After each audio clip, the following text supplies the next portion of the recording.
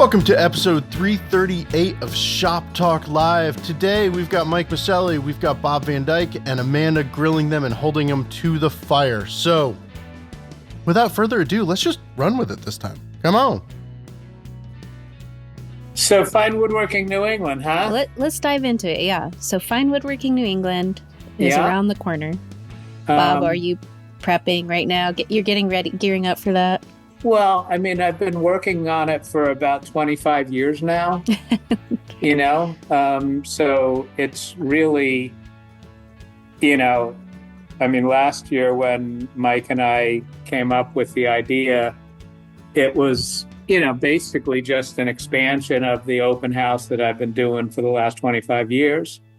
But, you know, on steroids, you know, going 2 days rather than one, and then introducing the speakers, you know, having timed demonstrations, timed seminars. You know, we've always done stuff in the shop, but this was, you know, started doing it last year where we had, you know, more formalized with times. And you know, Ben was doing, you know, with the camera, and then last year we did live streams. Right.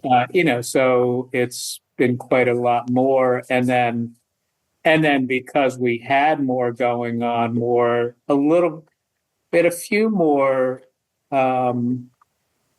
presenters than in the usual open house. So we ended up doing the tent out back behind the school, and we managed to fill that up.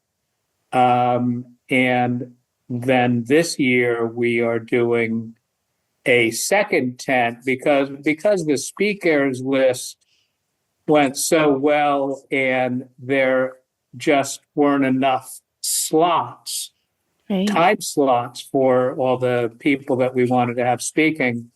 So we have a second tent in the back shop or in the back parking lot, and we'll be setting up, you know, bench and TV and all that good stuff.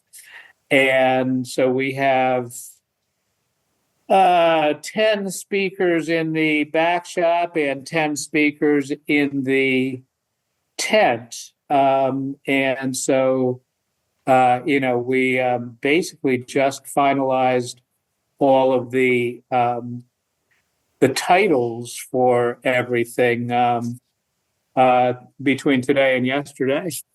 You know, okay. So that should be going out onto.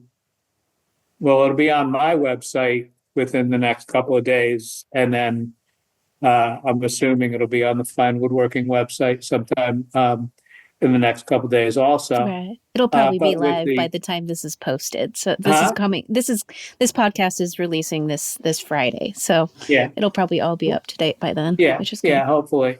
Mm-hmm. Yeah. So you know, yeah, there's a couple little changes we have to make to it, but yeah, so that should be a lot of fun. And then last year, well, we've always had the antique tools for sale. Mm-hmm. And it used to be in the back parking lot, but then we took over the back parking lot with the tents. Right. And so along the side of the building, we ended up, well, last year we had 19 different tool dealers, antique tool dealers. Dealers of antique tool dealers, not necessarily antique tool dealers, although some of them are kind of old. So, yeah, and I'm assuming that we'll probably have even more this year because, you know, last year in the 2 or 3 weeks before the event, I had at least 5 or 6 dealers emailing me, can I set up? I'm like, yeah, sure. So I'm assuming we'll have even more, which was really cool. And then I have even better food trucks than last year. I was going to say, it's going to be hard to beat that lobster Well, the roll that lobster I had. guy, they'll be here again. Okay, that's good news. Actually, I found out about them because they set up my apartment building in Hartford. It's an old horseshoe nail factory, and they come a couple times a year and set up for lunch in the parking lot.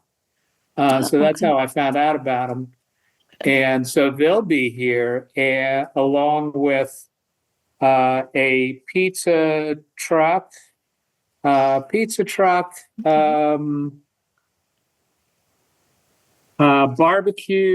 the lobster, and a Mexican food truck.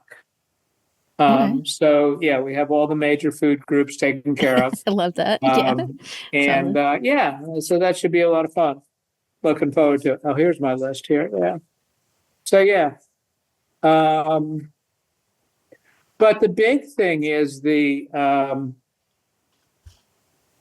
not only the speakers, but I've got all sorts of people coming, talking, just setting up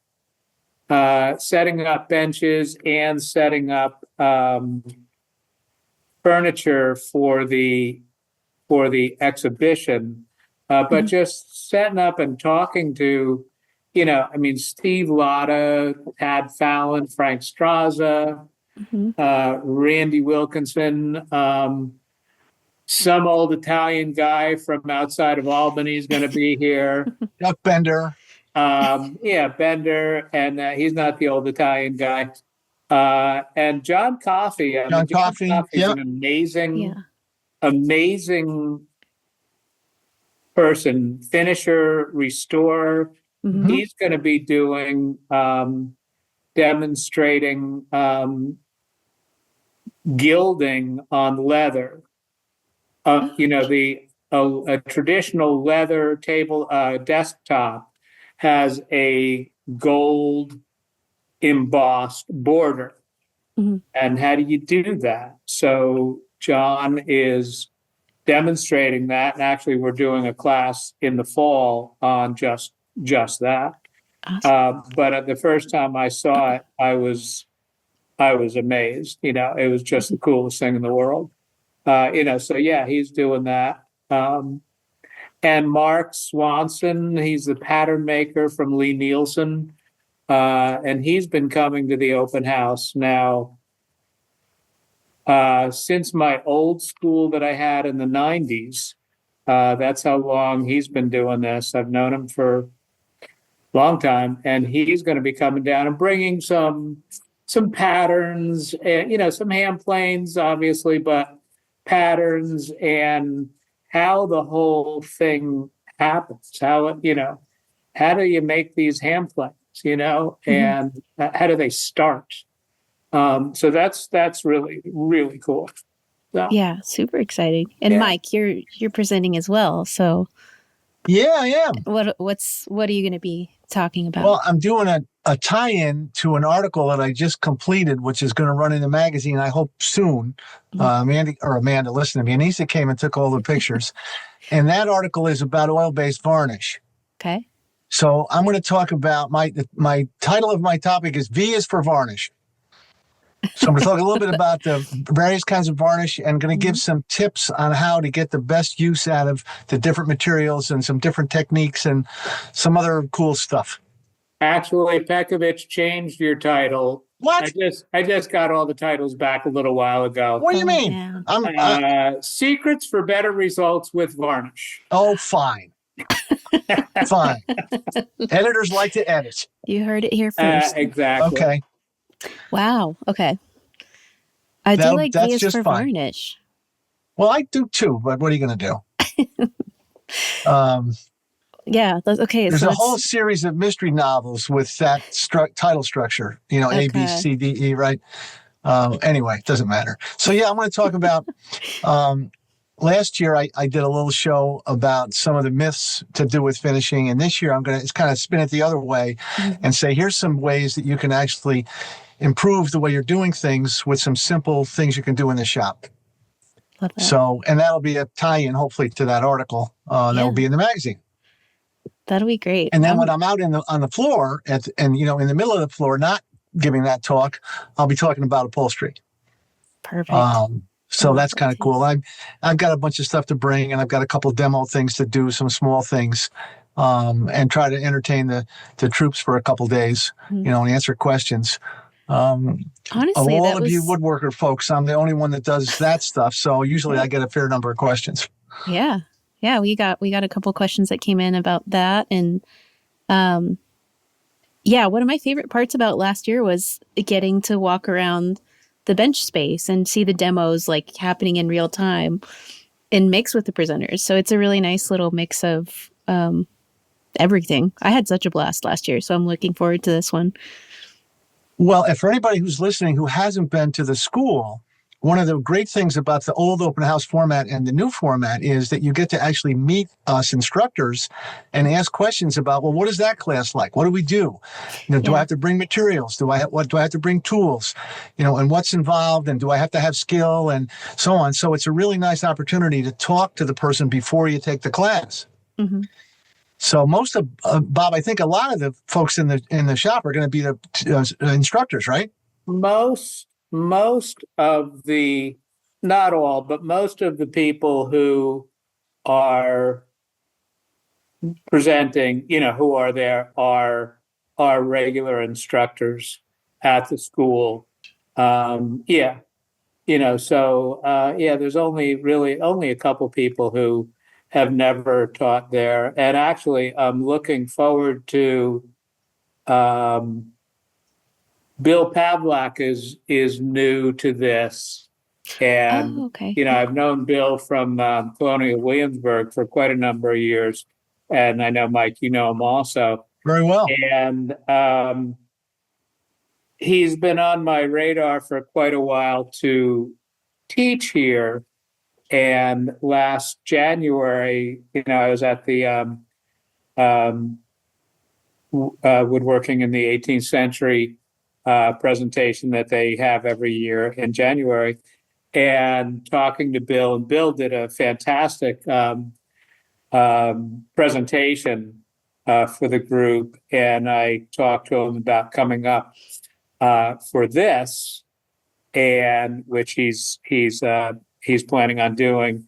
And then we've also talked a little bit about teaching some classes at the school next fall. So I'm really hoping that we can put that together, because it's a really very, you look at traditional 18th century woodworking techniques, and it makes contemporary woodworkers look like beginners. And I don't mean that in a bad way, but it's just such the skill that's involved in working this way is just amazing. You watch it and you go, God, I've got to learn how to do that. Yeah. Yeah.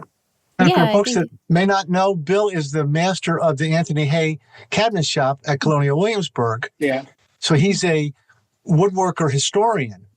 And he is an incredibly skilled guy and a really skilled presenter, because his job is to, talk to people all day.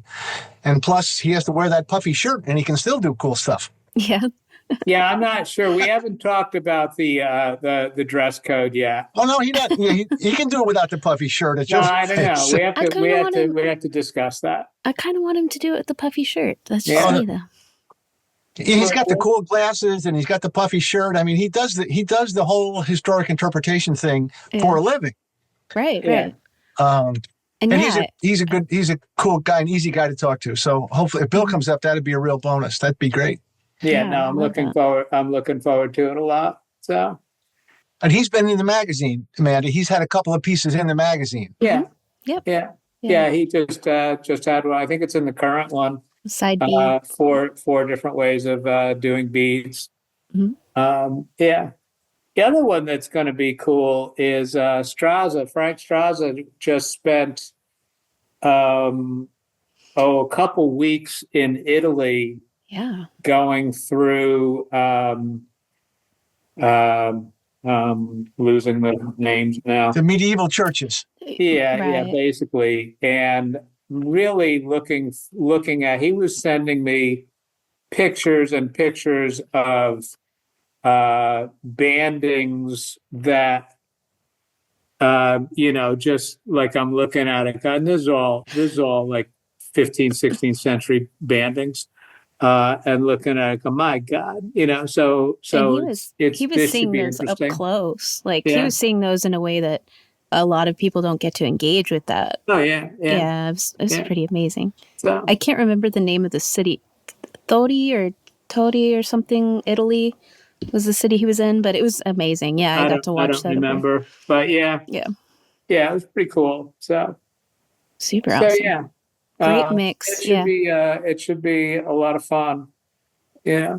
Yeah, it So was a And the great flip mix. side of that is you're also going to have Shaper Origin, which is the other extreme Yes. of from traditional all the way to, for us, rocket science. All that computer Larissa stuff. Huff is going to be presenting. I don't know the exact time. Even Bob got to play with the Shaper Origin thing and had to admit that it's pretty cool. Yeah, no, it definitely, it doesn't take the place of, but, I think a lot of people mistakenly think that it's going to take the place of, but it definitely has, it's another tool. It's just another tool. Mm-hmm. That's all it is. Yeah, the blend of both, like you said, contemporary woodworking and seeing these old techniques and done with really high skill level, like on both ends, is a really nice blend of both. So I'm excited to see all of it. It's a really good mix. Yeah. Last year was so much fun, and yeah, I'm looking forward to it. I want to leave some time for some questions because we definitely got some questions.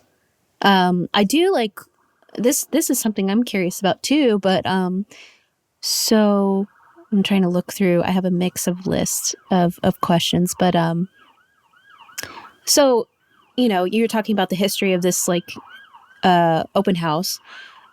How this is a question from Chuck. Bob, how did the school come to be in the same building with Woodcraft? Like when did that happen, and how did that play out?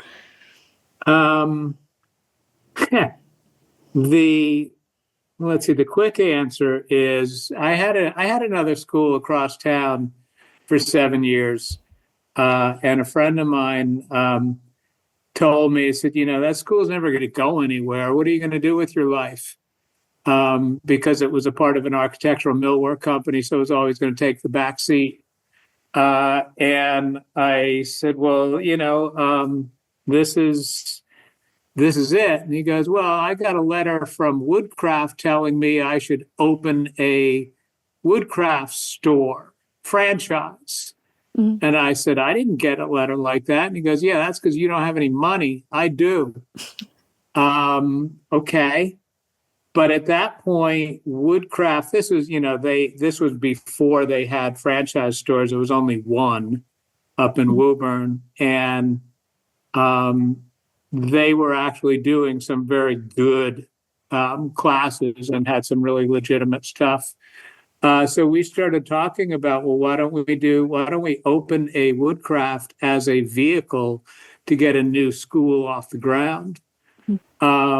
Which we looked for a year and talked about it. And, we looked at a couple things and ended up taking on another partner. And three of us actually opened the Manchester Woodcraft. And it started as a vehicle to get a new school off the ground, which seems to have worked. Yeah.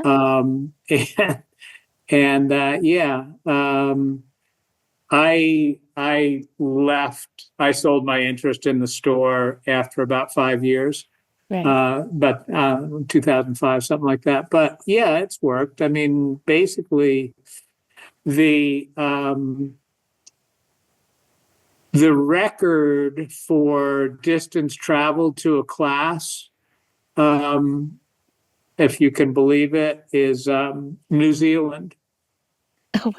And you have to get off the planet to get farther away than New Zealand. That is impressive. Yeah. So when people, there are people from Orange, Connecticut, which is 30 minutes from here, and go, oh, God, it's so close. It's so far.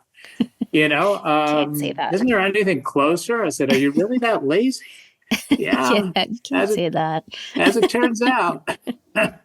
That's impressive. So yeah, that's how it started though. And it started out, it's pretty cool because every once in a while I'll see a picture from, 2001 when, a shaker nightstand was a big deal.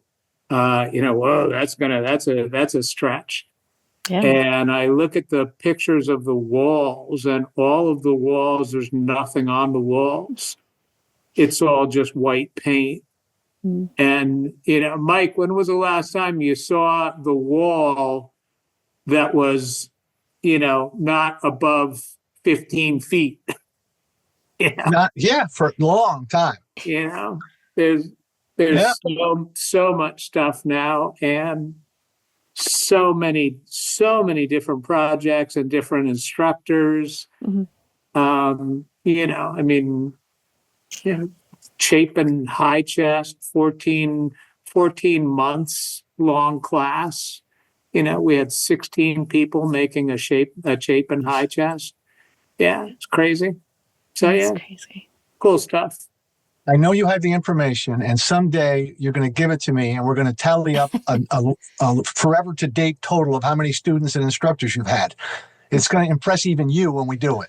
Well, the database has over 6,000 students. Okay. Wow. And that's just names. So some of those people have taken 25 or 30 classes. I know. That's what I'm saying. Someday we're going to tally it up. Yeah. Somebody needs to do that. I don't know if I can count that high. I have a spreadsheet that'll count that high. I'm pretty sure I can't. No. Somebody has a spreadsheet. Yeah. Oh God, I counted up just how many the shaker hall tables that we've made over the years. That cherry shaker hall table. I don't know. It was well over 1,200. It's impressive. Yeah. So basically, I've seen every conceivable way to screw up a shaker hall table, including cutting the tabletop right in half, and then the guy going, "Oh, what do I do now?" Like, are you kidding me? The odds seem to be right. I wouldn't have guessed that, but yeah. Sure, we can fix that. Yeah. Actually, that happened years ago. And my old assistant, the guy had gone to my old assistant and said, "Hey, Mike, what do I do about this?" And he literally cut a 42-inch long piece of wood. That was how long it's supposed to be. He cut it in half. And he goes to Mike, "What am I supposed to, can I fix this?" And Mike looked at it and goes, "Oh yeah, bring it over to Bob. He'll be able to fix it." You son of a. I love that. You learn all the wrong ways to do something, which ends up being the best solution, right? Well, one of the best, I don't know, I thought one of the best presentations I ever did for the Fine Woodworking Live up in Southington was fixing mistakes. There were like over 50 people in that room. Yeah. Just, fixing mistakes. It's one of the most important parts of woodworking, in my opinion. Well, that's all it is. It's just, it's wood. People think that woodworking is all this magic. It's just problem solving. It's problem solving. That's all it is. In that vein, I have a question for Mike. And since we were talking about upholstery, and I don't know of many opportunities to talk to a woodworker that also does upholstery. Ben had a question. That was, what is most common mistake woodworkers make that make the upholstery work harder than it should be? How much time do you have? Wait, let me we got get like Mike. 20. I have a soapbox for you. Let me go get it. I mean, I've been on this same soapbox for about many, many years. But the short answer to the question is, the biggest mistake is not talking to the upholsterer or considering the upholstery at the design stage. Okay. So when you fail to consider the upholstery at the beginning, you're always compensating at the end. So I'll give you 3 examples. The most common is the height of the seat off the floor. In most contemporary furniture, the rule of thumb is roughly 18 inches. So if you build your chair and you don't consider the upholstery, and when your chair rough frame is done and you're already 18 inches off the floor, and you bring it to the upholsterer and you want to add some padding, now all of a sudden the chair's too tall. So there's an example of, gee, I should have considered that and made the legs shorter. The second thing would be, if it's an upholstered piece that has springs, coil springs, very often the furniture builders will put in corner blocks or corner braces, which are really good to stabilize a frame. But in many cases, the corner braces get in the way of the springs.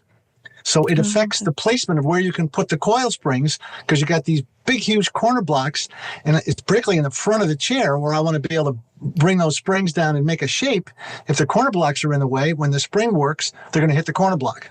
So I got to move the springs in a different spot. And the third thing that happens if you don't consider at the beginning is, where am I going to put the fasteners? So if think about a typical wing chair, you have a seat, you have inside arms, inside back, maybe you have some wings. Well, I got to get my fingers and my fabric for that inside back through and around the back. Well, usually there's a tacking rail. Sometimes there's a tacking rail along the bottom of the inside arm. If those tacking rails are missing, I have a problem.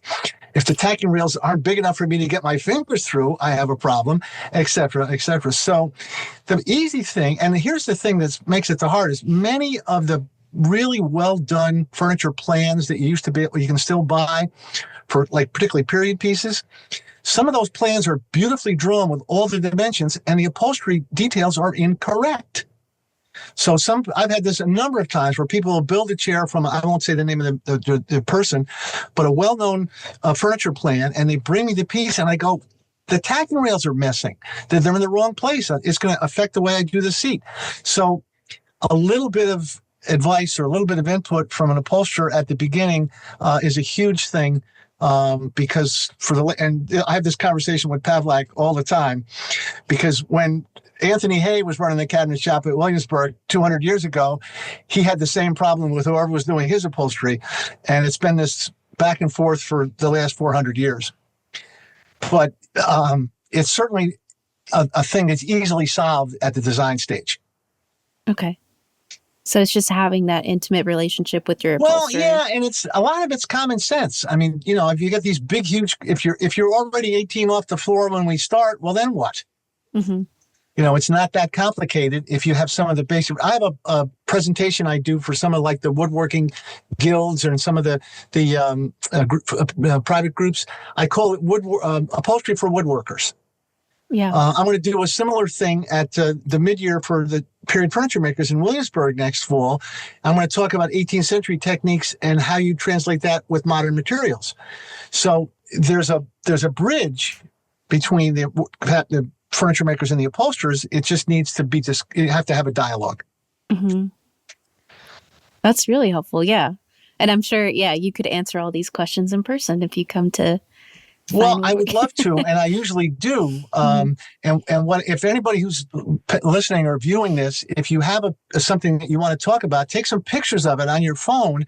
And when you come to the open house, you can show me your pictures, and I can give you some advice about what your considerations are, how much fabric you might need, whether it needs to be sprung or unsprung, and so on and so on. But if a picture's worth, 1,000 words on that, so bring some pictures and come and talk to us.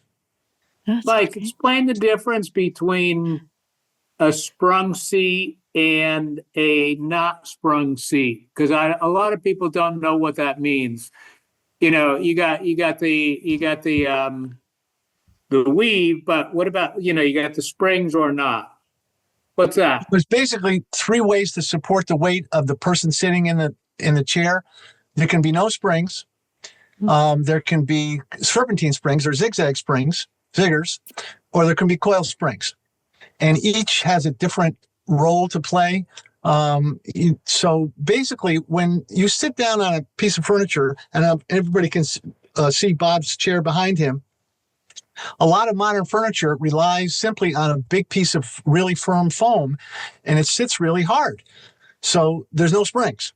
A lot of contemporary furniture is unsprung, and it relies totally on the cushion and how that foam is made. And again, if people come to the open house, I can help you understand the different qualities of foam and the different densities of foam. And then hitting onto a piece of plywood, which makes it even harder. or hitting onto some system of webbing. And think about that if you're not familiar with upholstery. It looks like seat belting a little bit bigger. But the idea is if the seat underneath you is rigid, like it's plywood, it's going to be firm. And if you have some give on the bottom, whether it's a sprung seat or whether it's webbing or whatever, or if it's a really squishy pillow, it's going to have a different feel. And it depends on whether a person likes to be able to sink down in the chair like an old-fashioned feather and down pillow, or you want to sit on it firm. But typically the most luxuriously comfortable seat is a coil sprung seat, if it's done correctly, married up with a properly done cushion. And you can get a really, really comfortable seat. But in some things like, a small chair, an ottoman, in many cases, it's not necessary to have any springs at all. And you can do a really good job, by layering up foam with different densities of foam to get, the feel that you want just in the cushion.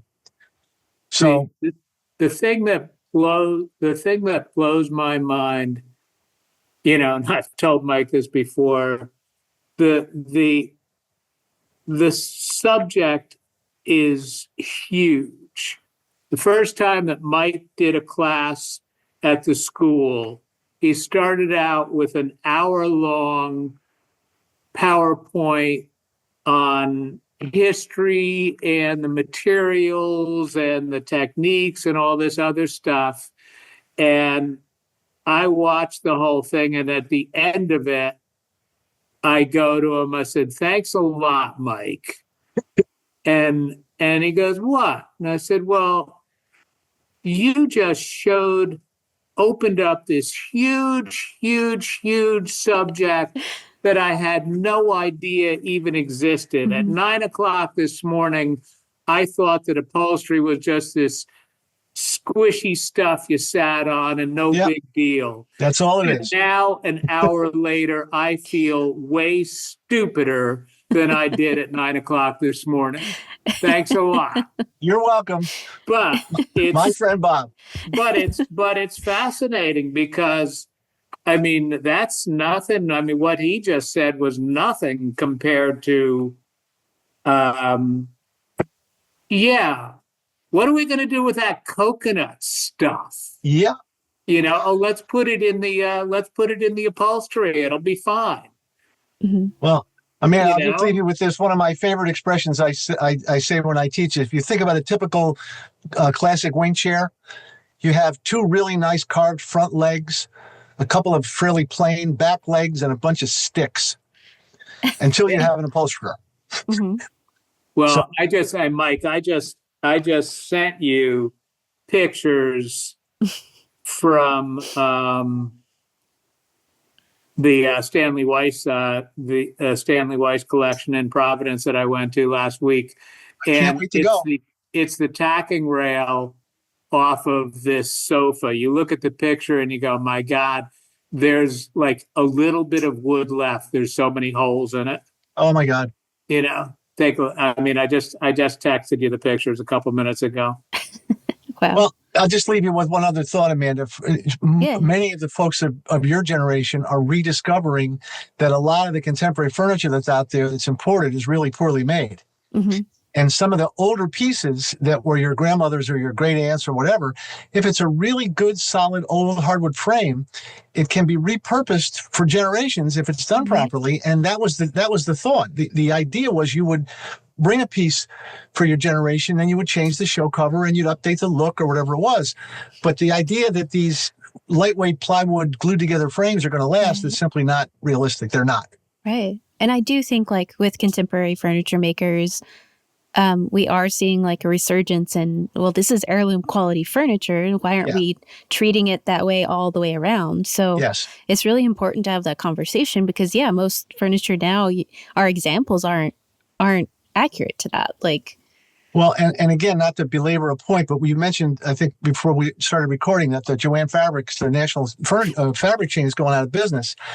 And there was a huge amount of foam in most of those stores that was typically green or blue. It's extremely poor quality, mostly air, very poor quality chemical, and that foam would last in service maybe 2 or 3 years.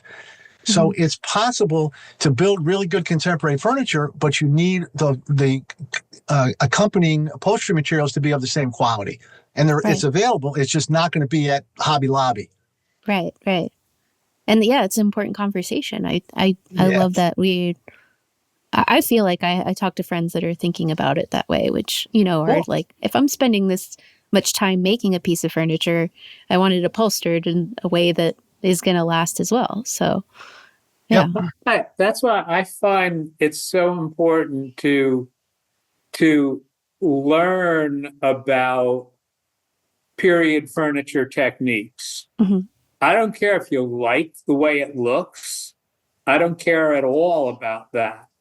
I'm talking about learn the techniques, learn what goes into it, and it all of a sudden, what you might have thought was like, wow, you thought that was really cool, and it turns out that all of your thinking changes because now, when I first discovered period furniture, up until then, if you had asked me, what do you think of yourself as a furniture maker?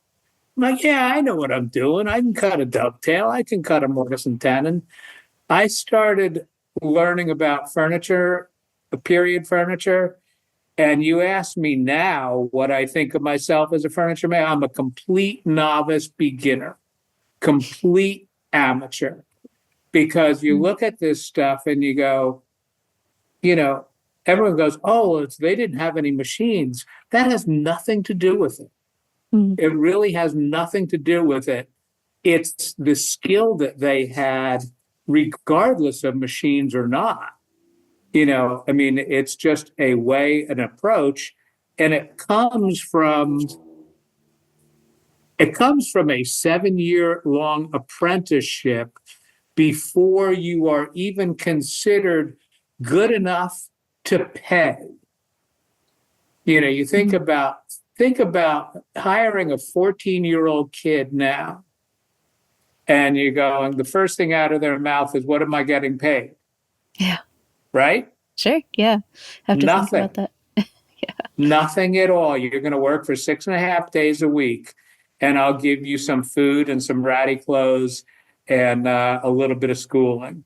Right. And after 7 years, you're going to get a set of tools and kick you out the door. Right. And you get good. Yeah, you have to be good. You get good at it. Even like my mentor, Phil Morley, like the schooling he had was, he was, in England. So it's a joiner. I forget what it's properly called, but he had to learn with all hand tools, doing like carpentry on a level that, but it's so important. It's foundational learning how to do things with hand tools in a highly skilled way. And even if you don't incorporate that later down the road, just having knowledge of that, I feel the same way. The more I learn about woodworking, the less I know. Exactly. It's a good perspective to have, as it evolves and as it changes. It's important to know all aspects of it. So it's a really good conversation. I look at these guys that are, patting themselves on the back and going, "Oh, I'm a designer. I'm this. I'm that." And I'm like, really? Go to a museum. Yeah. Go spend some time at the Yale Furniture Study. Yeah. And I don't want to discourage anybody from ever getting after woodworking, but I do feel like the deeper you get into it, ultimately the less you know, and the more that it almost causes this like rotation where you're you're realizing you know less, and then that makes you want to do more, like learn more, and you get into this flow about it, which I found myself in. Yeah. Well, the thing that happens is that there's so many different avenues that you didn't know anything about. You didn't even know it existed. I mean, it's, there are so many different things that I want to spend my time on that, like, I refuse to get into carving because I know what'll happen. Right. And I don't need another addiction. Right. I mean, the time that I spend working on inlay and veneer and that sort of thing, that's what I want to be doing. And if I start carving, well, then that's going to be half of the time that I wanted to, and it's just going to make me crazier than I already am. I think it's so impressive, Mike, that you've taken on kind of two aspects of making furniture, because I can kind of relate to that, where I'm like, I sort of accept if I take something on, I'm never going to master it, but I like having that in my wheelhouse at the same time. So there's, I don't know. I don't know how you feel about it. I know you want to move on to a different topic, but let me just say on behalf of the old guys, the furniture no, I'm not talking. I'm talking about the real old guys, Bob. The furniture that was made in what Bob is calling the period in the early 1800s. The most impressive thing about it is that it's still around. Well, yeah, that's a very important. 200 years later, these guys must have been doing something pretty good. For A, the pieces were well constructed, and B, they were valued generationally for all these years later. So if we can say the same thing about contemporary furniture, that would be pretty impressive. Yeah. I mean, it doesn't have an expiration date. No. Yeah, it's an important conversation. And yeah, I don't want to shift from that. I think this is a great perspective to have all around. And I'm coming from, I'm looking at it from a different end of it, but I can appreciate it. I see why. I mean, it's maintained the craft in a way. So it is worth having that conversation. It's like the reason we're here now is because it does have that longevity, right? Or else in a world right now where things move so quickly and nobody has time for a 7-year apprenticeship, like, how do we grasp what that means? And it is the longevity of things that were made in the past and the care that was taken to make them. So I don't know. I feel that way. Yeah. Well, that's really nice for us to hear. It is important. It's important. I get to, my job here at the magazine is like getting to see almost so much exposure to information that I didn't have access to before I started the job. Now I do see the evidence of like, yeah, it is such an important conversation to maintain that integrity, I guess is the word, right? Is like, while we're introducing new ideas, it's really important to also acknowledge like the things that have worked for a really long time and why. So yeah, it can be an ongoing conversation, kind of in my head exists as both. Yeah, I love both aspects of this. I love having these conversations. Super important. A lot of what I've done in the last 4, 5, 6 years in my shop are period reproduction pieces that I'm doing in what I call a hybrid treatment, where I'm using some traditional techniques combined with modern materials. So we're hopefully getting a blend of old and new that is going to go for a couple of more generations. Mm-hmm. Because some of the original materials are become hard to get, and some of the modern materials are really good. Sure, yeah. But that's the approach in furniture making. I mean, we're doing, we're doing furniture pieces measuring exactly pieces of furniture in museums. We've done many, many pieces, directly from a museum and measuring the whole thing. But we're using modern techniques to build them. Okay, we're I'll never forget. I was doing a talk about the Chapin high chest that we did as a class years ago, and how we measured it exactly and did everything exactly. And it was the guy goes, "Well, you use machines, so how can you say we did it exactly?" So we didn't we didn't, we measured and reproduced it. We used machines.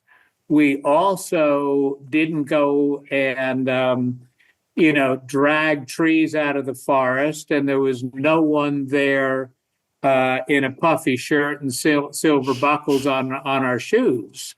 But there's that line. And, so anything that was visible was completely hand tool. Other than that, no, of course not. Why would I not use a machine if I can get the same result or better? Sure. If I'm going to get a worse result, then no, I'm not going to do it. But if I can get a better result or the same result, what the hell? And any 18th century cabinet maker would have done exactly the same thing. Right.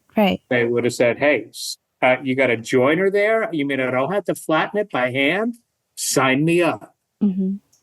I've had this conversation. I have two shopmates. We all use the Origin, and we all use the rapidly evolving tooling in adjacent with hand tools, right? And the way I look at modern machinery, and I'm adding to what you're saying already, is it gives you the space to evolve the craft, because I don't need to hand cut dovetails every single time to know how to do that, right? If I have a machine that allows me to do that, I get to explore something else, the thing that I wouldn't have the time to if I was doing everything by hand. And I want to respect both aspects of that and always maintain a little bit of both. But when I use a machine or a tool that makes something faster, it's really, for me, it is to make sure that I'm pursuing something else in the craft that I wouldn't maybe have time to if I did a repetitive task that I already know how to do with a hand tool, but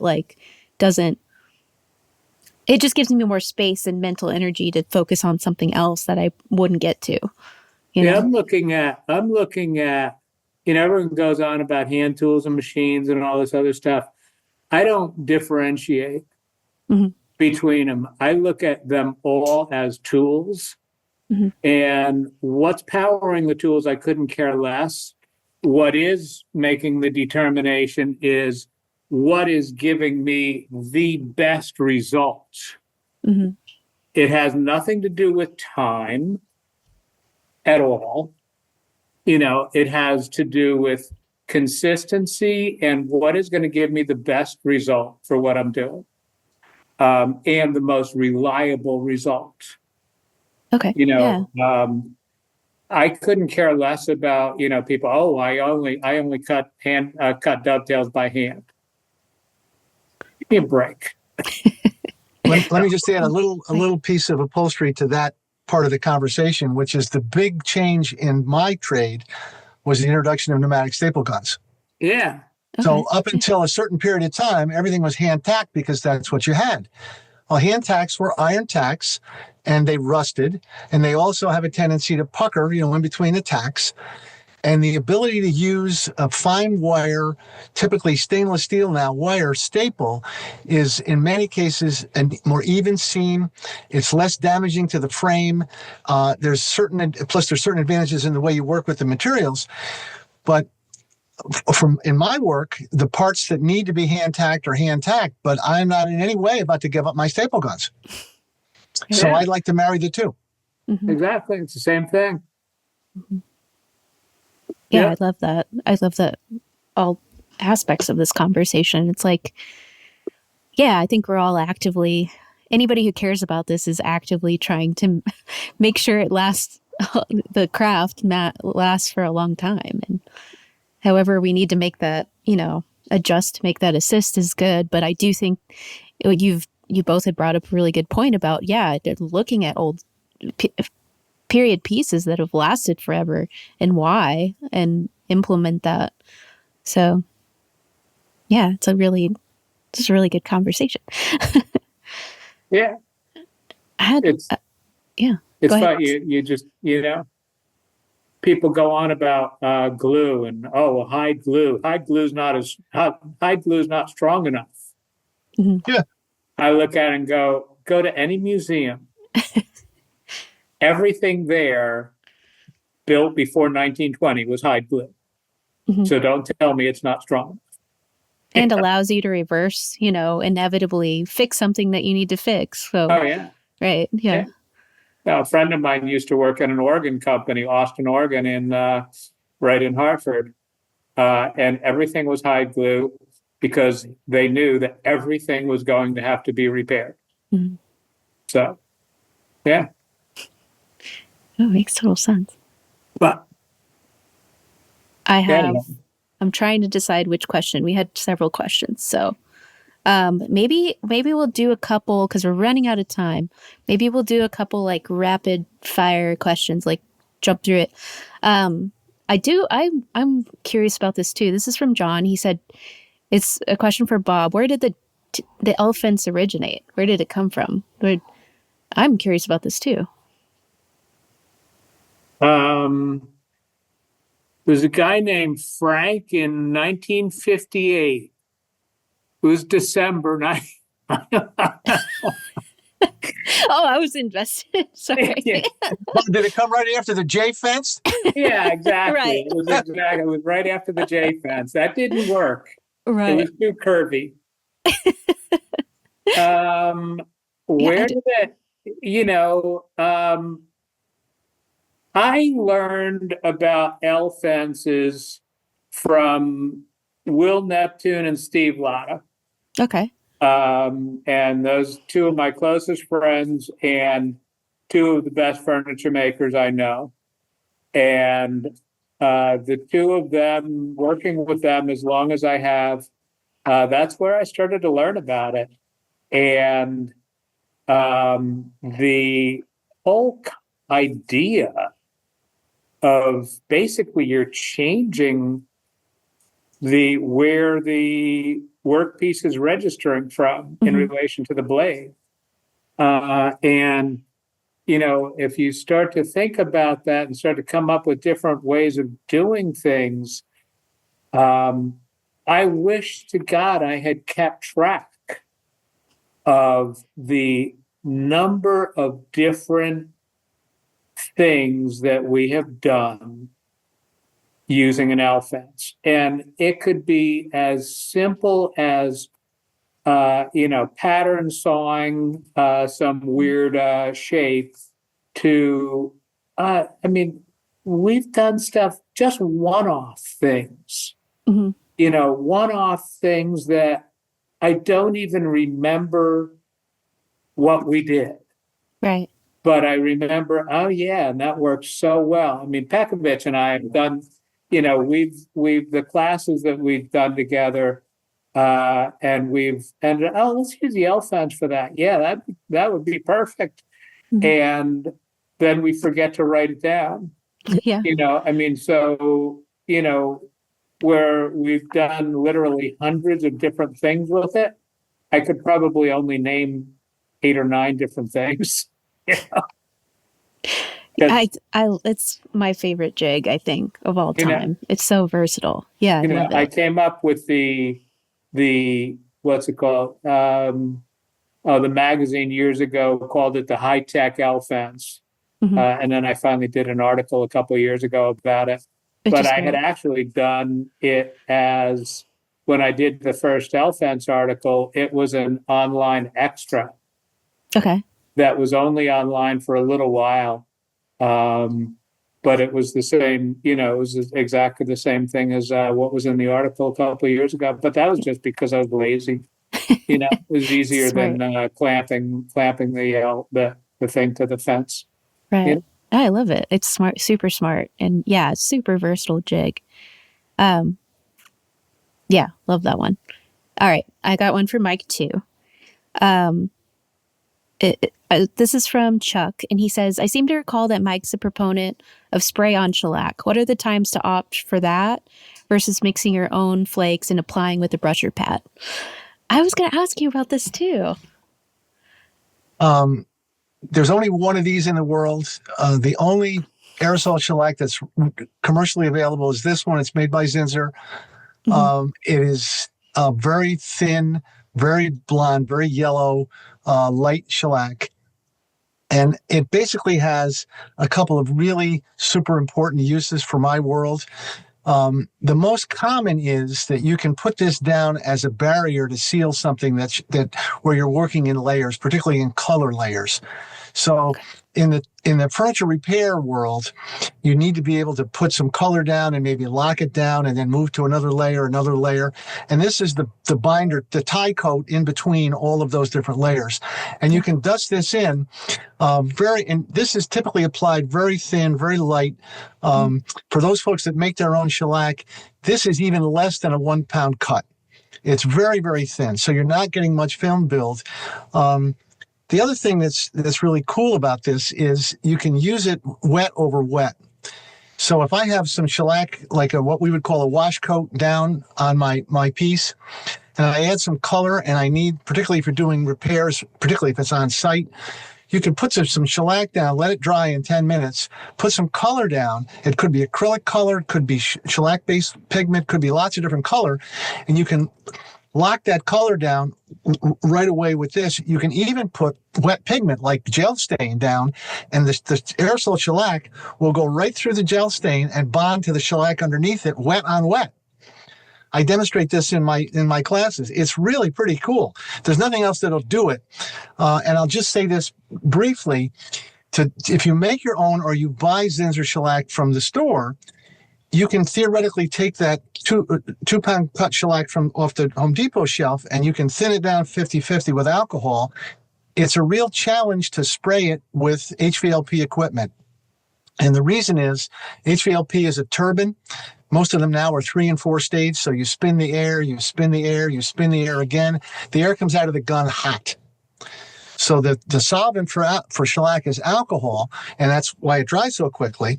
But when you spray it HVLP, particularly if you're not experienced in spraying, all of a sudden you get a real dry spray. The shellac dries almost literally as it comes out of the gun. It rarely gets time to get onto the surface and re-amalgamate into a film, so it looks like orange peel. So a lot of people say, gee, I have a lot of trouble spraying shellac. And my first question is, what's your equipment? And if it's a 3 or 4 stage, like a Graco or one of those, it's much harder. But this is just a really cool thing to have in your toolkit. It can solve so many problems for so many different things. Even if it's for a small, it's a jewelry box, it's a child's toy, it's something that's simple, doesn't need a super bulletproof finish. This is completely child safe and all of that. I mean, it's a wonderful thing to have in your toolkit. I recommend everybody that takes my class, I said, go home and buy a can of aerosol shellac. Yeah. It's just a cool thing to have. I just used it for the inside of a box I'm making. Oh, it's wonderful. Yeah, it's great. Absolutely wonderful. And the other thing I always mention, that one of the great things about shellac and also old-fashioned lacquer is no matter how many times you apply it, you're getting one continuous film. It continuously rebonds to itself forever. Right. So you really are not having an issue with witness lines or any other kind of adhesion problems if you're using this product. That's pretty cool. So anyway, if I had a commission for every can of aerosol shellac I promoted, I'd be a rich guy. That's impressive. I love that. Good stuff. Good stuff. I'm going to end with a light question. I really appreciate you two. You guys give so much good information every time we meet up. And this is from Ben, and I'm asking this because I'm a little bit curious. Ben directed it towards Bob, but I'm curious for all of us. He said, if you put one piece of lasagna on top of another piece of lasagna, is it now 1 or 2 pieces of lasagna? He's such a smart guy. Go ahead, Bob. You first. This was directed towards you. Before I got into woodworking professionally, I was a chef for 18 years. Oh, I didn't know this. So I'm guessing that's where he was coming from with that. Uh-huh. But I actually never made lasagna because I was only doing French cooking. So I only made a seafood lasagna. That's the only thing I ever made that was similar to lasagna. So my answer would be that you would have to put a piece of shrimp or lobster between the 2 layers. that's all the only thing that you can do. Okay. Like it. Okay. All right, my Mike. turn. All Yeah. right. So I You're actually am Italian. Okay, Right. I am not a trained chef, but I know something about lasagna. And when I teach, I very often try to explain to people that the way to get comfort in an upholstered seat is by using different layers and different densities of foam. And when I put those together, I refer to that as a foam lasagna. If you folks can see the picture over Bob's shoulder, the couch that's behind him, that's exactly what we did to modify those couch cushions, because he happens to be a little bit picky, and he wanted a certain. And it took us three or four different. It took us 3 or 4 different tries to get the right different combination of foam lasagna to get him so he would be happy. So my answer is... You had to be 300 pounds to sit on the couch.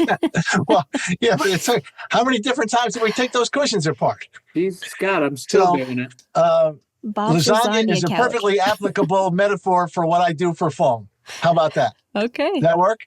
I like it. Okay. Yeah. I don't know if I could answer. I'm not going to tell you which one is the ricotta, which one is the mozzarella, which I'm not going to say that. Okay. Fair. Only fair. Only fair. You have to ask that in person to get the answer for that. Well, I'm looking very forward to seeing you all at the open house. Yes. Thank you both so much. This was amazing, and I'd love to get to catch up with you guys whenever, but I look forward to seeing you in few weeks, and May 9th and 10th. And you can get your tickets online at the I don't know, is it on finewoodworking.com or is it we'll link it on show notes so it's easily accessible, and you can get your tickets. Great 2-day event. Really looking forward to it. Thank you both so much. I really appreciate it. There'll be some surprises, we promise. Oh, okay. That's a tease. Okay. Love that. Thank you. Good enough. Thanks so much. Thank you, Amanda. It's been a lot of fun. Well, that does it for this episode of Shop Talk Live. We sincerely hope to see you at Fine Woodworking New England. I don't know, by this point you might have heard of it. If you can't make it out to Fine Woodworking New England, there's Woodworking in America coming up in October. We will post information on that as well. That's going to be in Iowa. And if you can't do any of those, head on over to the Fine Woodworking Discord. It's just, geeky woodworkers hanging out talking geeky woodworking. So what else could you possibly want? If you feel called to do so, leave a 5-star review on iTunes and a nice comment that helps spread the algorithmic juice around. And you know what? Honestly, if you can, leave a comment on the YouTube video as well. That does the same thing, and every little bit helps. If you have any questions you'd like answered on the show, please send them into shoptalk@finewoodworking.com. This is a listener. Your questions are what guide us picking guests and topics and all of that. So shoptalk@finewoodworking.com is the best place to send questions. We appreciate you. We'll see you in 2 weeks with another episode.